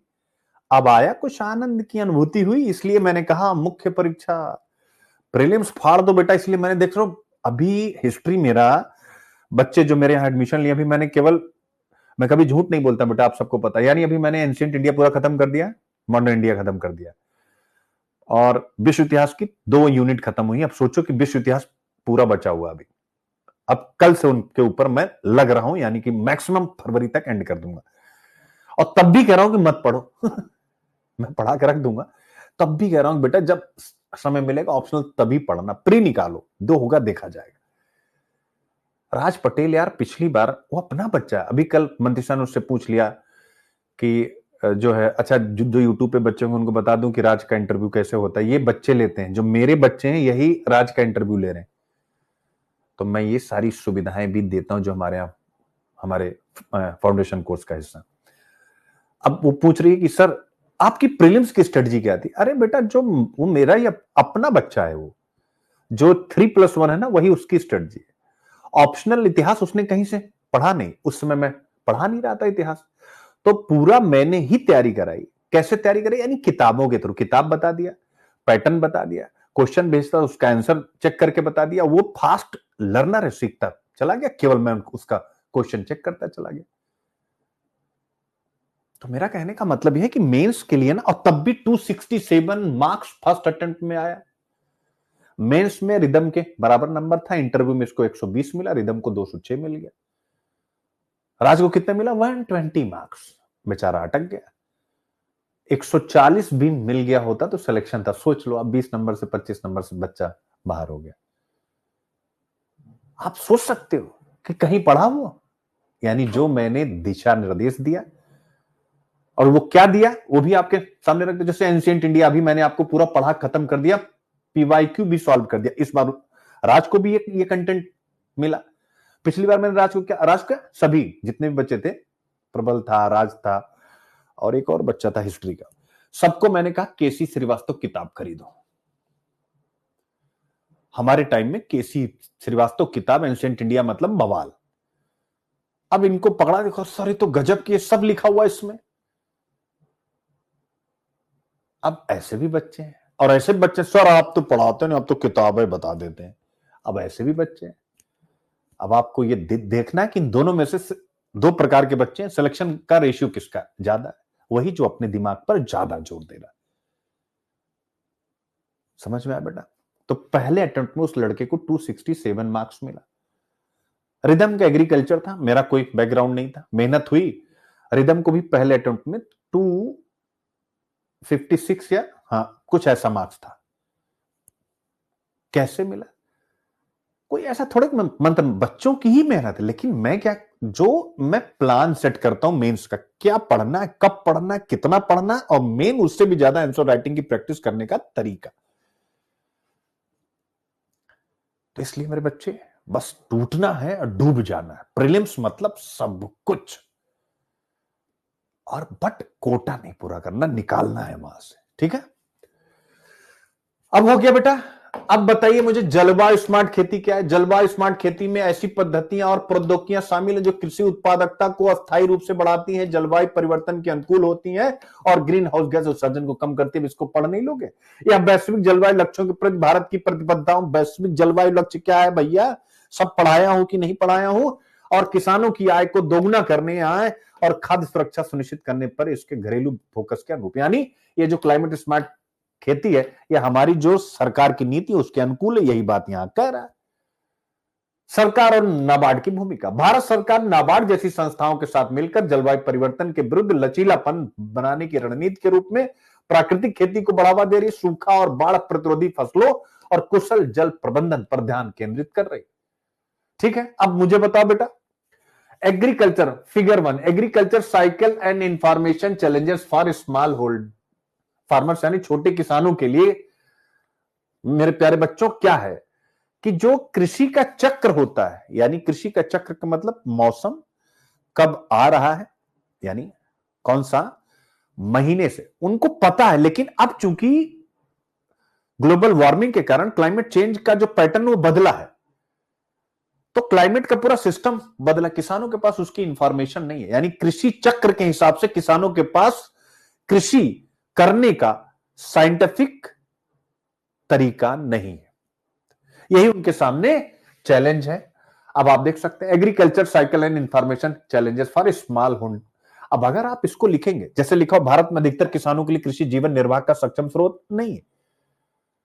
अब अगर सक्षम स्रोत नहीं और आपने ये चार्ट बना दिया और लिख दिया कि जो कृषि का चक्र है उस चक्र के बारे में किसानों के पास बेहतर इंफॉर्मेशन नहीं है, इसलिए वह अपनी भूमि को उत्पादक नहीं बना पा रहे हैं जितना उत्पादक बनाना चाहिए बताने, और इसीलिए उनकी इनकम भी कम। तो क्या क्या आता है मेरे प्यारे बच्चों एग्रीकल्चर साइकिल में, जरा ध्यान से देखिए। पहला होता है क्रॉप की प्लानिंग करना, भाई कब आपको पैदा करनी है, परचेजेस ऑफ एग्रीकल्चर इनपुट। दूसरा होता है कि आपने क्रॉप का प्लान कर लिया कि एक्स मंथ से हम मतलब जो है खेती करेंगे, तो इसके लिए इनपुट चाहिए होता है, यानी बीज उर्वरक कीटनाशक। फिर तीसरा सॉइल प्रिपरेशन, यानी मिट्टी को कब से तैयार करना चाहिए, वो परंपरागत पद्धति से चल रही मिट्टी को। परंपरागत मतलब पिछली 2-3 पीढ़ी 4 पीढ़ी अगर आपने खुद देखा हो, गांव से हो, तो उसी प्रकार का पैटर्न चल रहा है कि नहीं पूरे गांव में। जबकि बार बार खेती करके बहुत ज्यादा उर्वरक कीटनाशक यूज करके हमने जो लैंड है उसकी फर्टिलिटी कम कर दी, लेकिन उसके बाद भी हम उसी प्रकार की पद्धति कर रहे हैं। ये वो बात कर रहा है, यानी उसी प्रकार की कृषि पद्धति को लेकर चल रहे हैं। फिर प्लांटिंग, यानी जब आप ऑब्वियस है प्लांट करते हैं, यानी कि आप फसल पैदा कर ले। फिर उसकी मॉनिटरिंग, यानी आपने प्लांटिंग कर दी है, यानी फसलें लगा दी हैं, बीज डाल दिया है, अब वो बीज उगना शुरू हुआ, तो जब उगता है तभी बीमारियां लगती हैं और भी समस्याएं आती हैं। जैसे जो खेतों का आकार होता है, आप देखोगे खेत बीच में ऊंचा है, किनारे किनारे नीचा है, कुछ ऐसा है। अब बीच में पानी पहुंचा नहीं पहुंचा, किसान बंधु अगर नहीं देख पाए तो समस्या, या ज्यादा पानी नीचे पहुंच गया जितनी की आवश्यकता नहीं थी, तो क्या है, यानी मॉनिटरिंग, और फिर स्वाभाविक हार्वेस्टिंग, फिर हार्वेस्ट करने के बाद उसको प्रोसेसिंग, और फिर उसके बाद उसकी बिक्री। मजा आया कि नहीं ये चक्र पढ़ करके? एग्रीकल्चर साइकिल, सच्ची बताना आज पहली बार पढ़े होगी? नहीं, किसी किताब में है, किसी एनसीईआरटी में है, पहली बार पढ़े हो कि नहीं पढ़े हो? ये मैं क्यों कहता हूं मेरे प्यारे बच्चों, जिससे आपके अंदर ये विश्वास रहे कि ये आदमी आपको लेके घुसेगा। इसीलिए सी सेट में, नहीं मुझे इतना काम करने की जरूरत क्यों पड़े, 10 बजे भी हटूंगा दिमाग बजने लगता है, 2 घंटे तक। ऑफलाइन का मैं टीचर रहा हूं 10 साल। आप सोचो ऑफलाइन में क्या होता है, हमारे पास मौका होता है बच्चों से बात के लिए, चाय पी रहे हैं, ये कर रहे हैं, यहां तो ऑनलाइन में भोंकते ही रहो। ठीक है, अब मजा आया? अब इसको रट लीजिएगा, ये मैंने आपको एक ब्रह्मास्त्र दिया। अब आप कहेंगे सर ब्रह्मास्त्र कैसे? हम कहेंगे बचवा का पूछा था, भारत में अधिकतर किसानों के लिए कृषि जीवन निर्वाह का सक्षम स्रोत नहीं रही है। आप लिखिएगा, भारत में अधिकतर किसान छोटे एवं सीमांत हैं, जिनकी कुल आबादी कुल किसानों की 86%, 86% है। ऐसे में भारतीय कृषि उनके लिए लाभकारी नहीं बन पा रही है। यह कथन बिल्कुल सत्य है, कुछ डेटा के द्वारा हमने बताया। और फिर लिखा कि ऐसा नहीं हो पा रहा है, उसके पीछे जो कारक है, जो सबसे महत्वपूर्ण कारक है, कि वह जो वर्तमान कृषि चक्र है, एग्रीकल्चर साइकिल है, उसके हिसाब से किस प्रकार से कृषि की जाए, इस सूचना की कमी किसानों को है, जिसके कारण किसान आज भी परंपरागत पद्धति से कृषि कर रहे हैं, जबकि अब भारतीय कृषि और उस कृषि का जो बेस है यानी मिट्टी, उनकी स्थिति परिवर्तित हो चुकी है। आइए समझें एग्रीकल्चर साइकिल क्या, और टपाटप इसको बना दिया ऐसे फ्लो चार्ट। तो एग्जामिनर कितना नंबर देगा? ठीक है, छप्पर मरम्मत करने का समय, यानी किसानों को अब एग्रीकल्चर साइकिल क्या है उसकी इंफॉर्मेशन देने का सही समय आ गया। और ना केवल इंफॉर्मेशन, अपितु सभी प्रकार की टेक्नोलॉजी जिसके द्वारा यानी वो प्लानिंग कर सके। क्रॉप की प्लानिंग कैसे होगी, पिछले कुछ वर्षों की क्रॉप का एनालिसिस करके, यानी बिग डेटा एनालिटिक्स आ गया। होगा कि नहीं होगा? क्रॉप की प्लानिंग कैसे होगी, ये सारी चीजें आप देखते चले, यानी हर जगह वही टेक्नोलॉजी जो मैंने पीछे पढ़ाया हुआ, वही चीज जो मैंने बोला वो यहां लिखी हुई। मजा आवा? ठीक है बच्चे, प्राकृतिक खेती कितनी बार पढ़ा चुका हूं? पढ़ाऊं? प्राकृतिक खेती कितनी बार पढ़ा चुका हूं? सोचो आप मेरे बच्चे हो। तो बस ये हो गई प्राकृतिक खेती, मिट्टी के क्षरण को रोकने और सुरक्षित भोजन सुनिश्चित करने के लिए रसायन मुक्त यानी केमिकल ना डाला जाए, बस वही हो गया। ठीक है, प्रमुख पहल कौन कौन सी है? अनुकूलन और समन, ये सारी चीजें, किसान सशक्तिकरण, कार्बन बाजार, ये सब आपको पढ़ा चुका हूं। सहकारी समितियों को पुनर्जीवित किया गया है। ठीक है, सरकार दो प्रकार से काम कर रही है, एक तो ऐसी फसलें बना रही है जो बाढ़ और सूखा बर्दाश्त कर सके, इसके अलावा वाटर मैनेजमेंट और फसल बीमा को भी बढ़ावा दे रही है। ड्रोन और सोलर दीदी का एग्जाम्पल क्या आपको पता नहीं है? ठीक है, इसके अलावा प्रिसीजन फार्मिंग को भी आगे बढ़ाया जा रहा है। प्रिसीजन फार्मिंग जहां जितने पानी की आवश्यकता उतने पानी जाएगा, समझ गए ना? यानी जिसे क्या कहते हैं, सटीक खेती। प्रिसीजन फार्मिंग पर अलग से एग्रीकल्चर पर लेक्चर हुआ है कि नहीं, आप देख सकते हैं मेरे बच्चों। तो ये सारी चीजें, बुनियादी ढांचा, ठीक है, भौतिक और डिजिटल बुनियादी ढांचा इनको देना पड़ेगा, इसीलिए एक शब्द यहां दिया गया फिजिटल। ये शब्द आप पहली बार सुन रहे हैं कि नहीं सुन रहे? ये तो भाई हिंदू का मैं धन, फिजिटल। और आप ही नहीं, ये किसी ने भी शब्द अभी तक नहीं सुना होगा, ये मैं ही सुना रहा हूं, फिजिटल। मजा आया कि नहीं मजा? यानी किसानों की सहायता के लिए फिजिटल ढांचे को विकसित करना चाहिए। और जब आप लिखेंगे फिजिटल तो एक बार और अंडरलाइन कर दीजिएगा, फिजिटल यानी भौतिक, यानी फिजिकल और डिजिटल बुनियादी ढांचा विकसित करना। फिजिकल का मतलब क्या हो गया कि भाई किसान ने पैदा किया, हार्वेस्ट किया, फिर उसके बाद प्रोसेसिंग की, अब उसको बिक्री के लिए यानी पूरा सप्लाई चेन हो गया फिजिकल, इनपुट से लेकर के बाजार में बेचने तक, ये हो गया फिजिकल इंफ्रा दीजिए। और डिजिटल का मतलब हो गया कि भाई अब वो अपना माल बेच सके, जिस बाजार में ज्यादा कीमत हो वहां तक उनका माल पहुंच सके। ड्रोन दीजिए, डेटा एनालिटिक्स की सुविधा दीजिए, तो फिजिटल। मजा आया? ठीक है, आजमी मलिक पूछ रही सर फिजिटल का मतलब, अरे यार अभी बताया तो, फिजिटल का मतलब फिजिकल और डिजिटल। फिजिकल यानी आप भौतिक सुविधाएं उपलब्ध कराइए किसानों को, ठीक है, यानी बीज, उर्वरक, कीटनाशक से लेकर के बेचने तक का पूरा सप्लाई चेन, आपूर्ति श्रृंखला। अब तो क्लियर हो गया ना बेटा? और डिजिटल का मतलब उनको आप कनेक्ट कीजिए ब्रॉडबैंड से, उनको कनेक्ट कीजिए एआई से, उनको कनेक्ट कीजिए ड्रोन से, उनको कनेक्ट, समझ गया ना क्या ही बताया जाए? डिजिटल तो फिजिटल ये कहा गया है। ये विशेषज्ञ कहते हैं जो हिंदू में आए थे कि मतलब फिजिटल अब फोकस किया जाए। ठीक है, तो ये सारी बातें, मजा आ गया बेटा? अब आता है जलवायु स्मार्ट खेती के लिए नाबार्ड का डेटा संचालित प्रयास। नाबार्ड क्या है ये भी आपको बता दिया।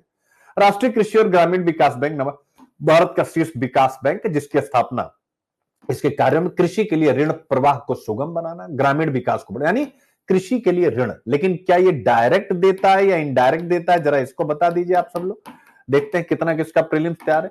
ये डायरेक्ट यानी किसानों को कहता आओ आओ हमारे बैंक से लेके जाओ, या ये कहता है कि नहीं भाई हम डायरेक्ट ना देके किसी और के माध्यम से देंगे, जरा मुझे बता दीजिए भाई कैसे देता है। कमेंट करते चलिए।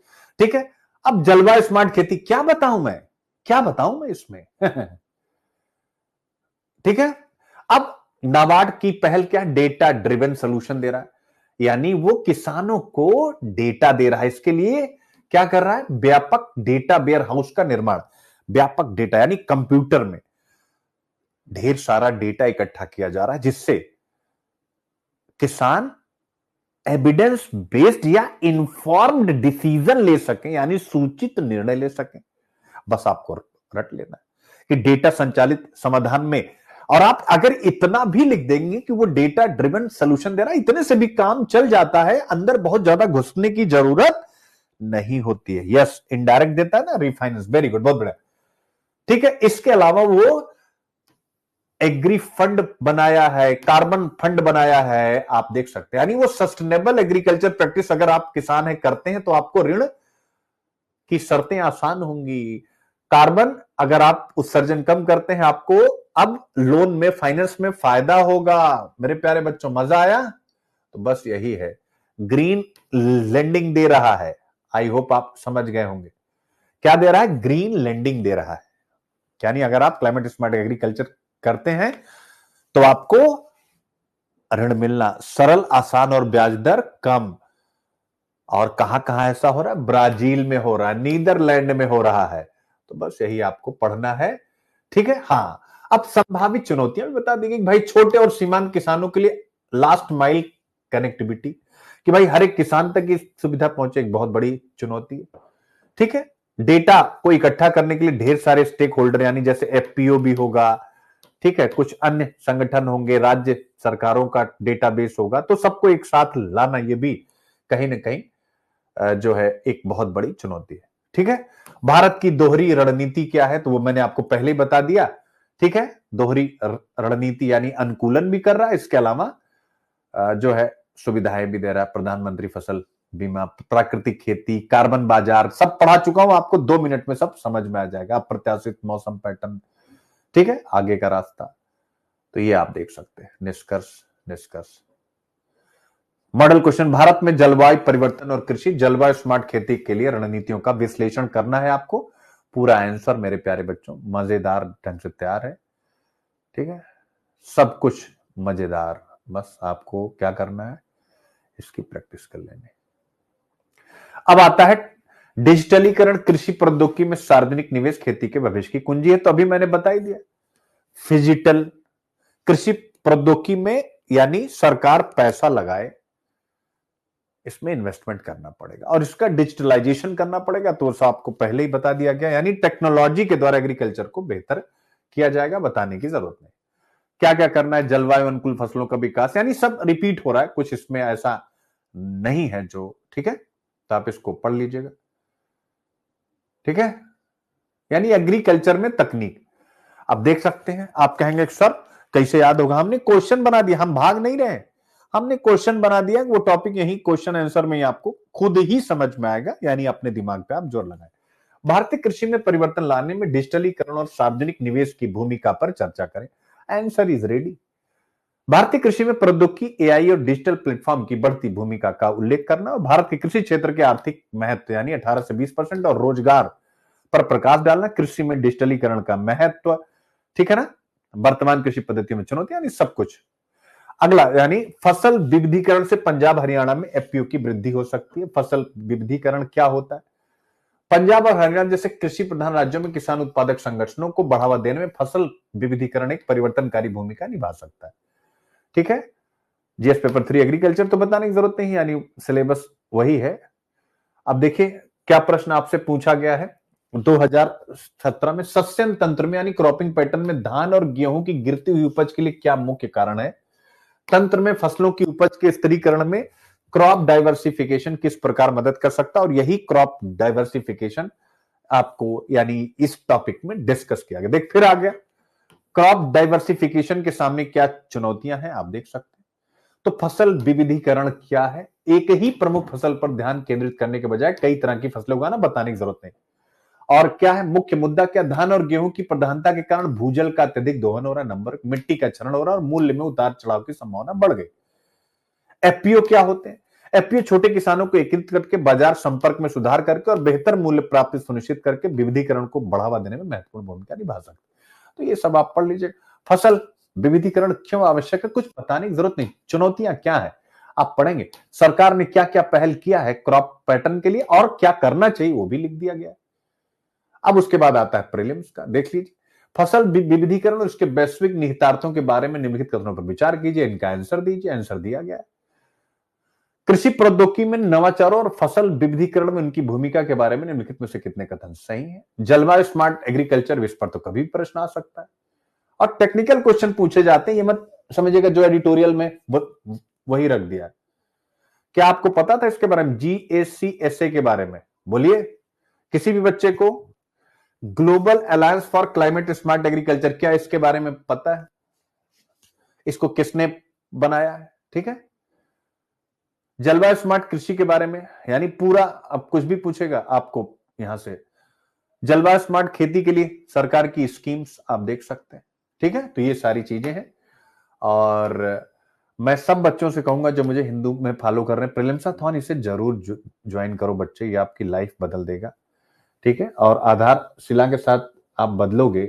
कम से कम 5 महीना आप ना मेरे साथ अनुशासन में रहोगे। मैं कहता हूं कि क्या होगा क्या नहीं होगा वो बाद की बात, लेकिन आप डिसिप्लिन रहोगे, सबसे बड़ी बात है। और अगर आप खुद कितनी भी कोशिश करोगे, चाहे मैं हूं चाहे आप, डिसिप्लिन कोई भी रह नहीं पाता यार।